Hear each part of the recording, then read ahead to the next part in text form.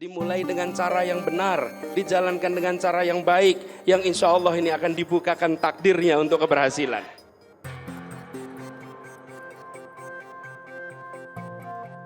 Ditentang saya oleh pengikut-pengikut saya sendiri. Saya dituduh khianat.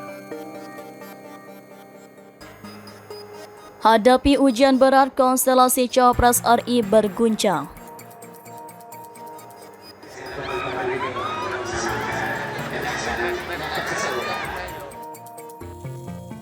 Babak baru dalam pertarungan politik Indonesia, peta pertarungan Cawapres di Indonesia semakin memanas dengan deklarasi yang mengguncang jagat politik. Partai Nasdem dan PKB telah mengumumkan pasangan Anies Baswedan dan Muhaimin Iskandar alias Caimin sebagai calon wakil presiden.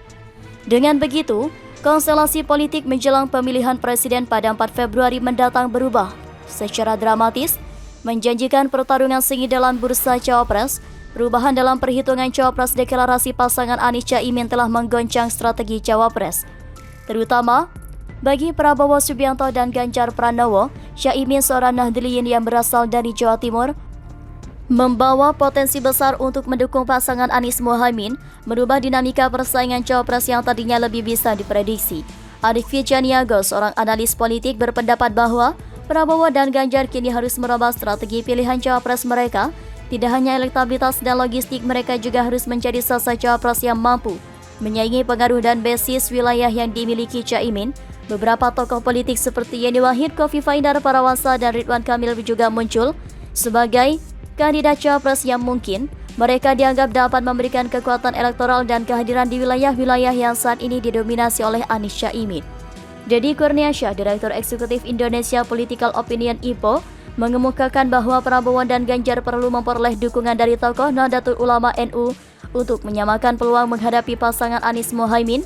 Dukungan dari kalangan NU dianggap sebagai strategi penting dalam menghadapi pasangan ini. Dalam konteks Prabowo, perubahan dalam pemilihan Cawapres tampak sangat kompleks yang memerlukan pertimbangan yang sangat hati-hati. Keputusan Prabowo dalam koalisi dapat dipengaruhi oleh sebagai faktor termasuk elektabilitas, basis dukungan yang dinamika politik dan berlapis.